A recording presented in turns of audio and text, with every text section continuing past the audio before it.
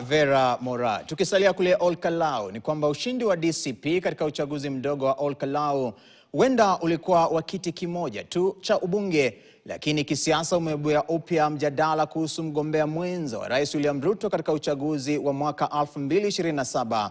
Naibu Rais Kithure Kindiki alitarajiwa kuimarisha uungwaji mkono wa Mlima Kenya baada ya kuchukua nafasi ya Rigathi Gachagua. Hata hivyo, huku eneo hilo likionyesha dalili za kugawanyika kisiasa na kukiwa na wito mpya wa kujadili upya mgawanyo wa madaraka ndani ya serikali jumuishi.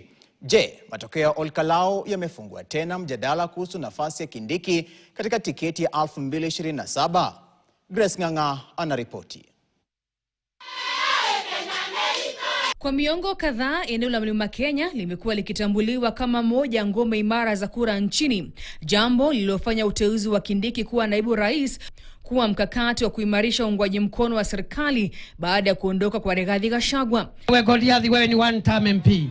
Wewe Goliath ni one term MP.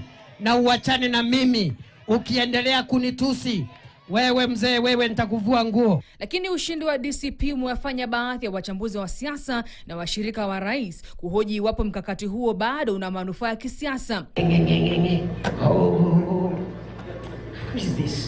Mchambuzi wa siasa Mutahi Ngunyi anasema matokeo ya Olkalau yanaonyesha kuwa Rais Ruto amepoteza sehemu kubwa ya ushawishi wake wa kisiasa katika Mlima Kenya, na sasa anapaswa kuelekeza nguvu katika kujenga muungano mpya wa kisiasa katika maeneo ya Nyanza na Magharibi. Akisema ikiwa Mlima Kenya si ngome ya uhakika tena, basi kubaki na Kindiki kwenye tiketi ya 2027 huenda kusiletee Kenya Kwanza faida ya kutosha. The only thing Ruto can do if he sees is drowning, he can go for a Muslim running mate. Mjadala huo umechochewa zaidi na dalili za mgawanyiko wa kisiasa ndani ya Mlima Kenya. Sisi watu ya Mount Kenya East hatutaki kunjua maneno ya Olkalau. Mufanya vile mtafanya. Anaongeanga kama mwenda wazimu.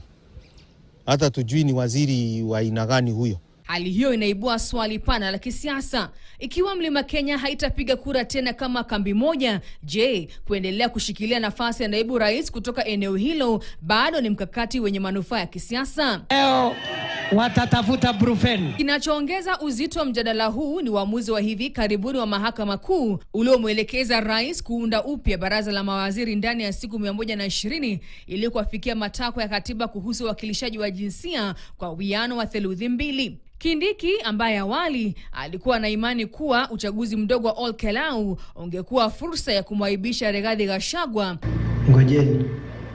Ngojeni iko by election inakuja Olkalau Nyandarua. Tutakutana na huyo mwanaume hapo Nyandarua. Sasa amesema kuwa ni wakati wa kurejea kwenye meza ya kupanga upya mikakati, kauli ambayo imezua uvumi mpya kuhusu hatua inayofuata kisiasa ya Kenya Kwanza. Kwa Rais William Ruto, changamoto sasa si kulinda tu nafasi ya naibu rais, ni kubaini iwapo Kithure Kindiki bado ndiye daraja bora zaidi la kisiasa kuelekea eneo la Mlima Kenya. Grace Ng'ang'a, KTN.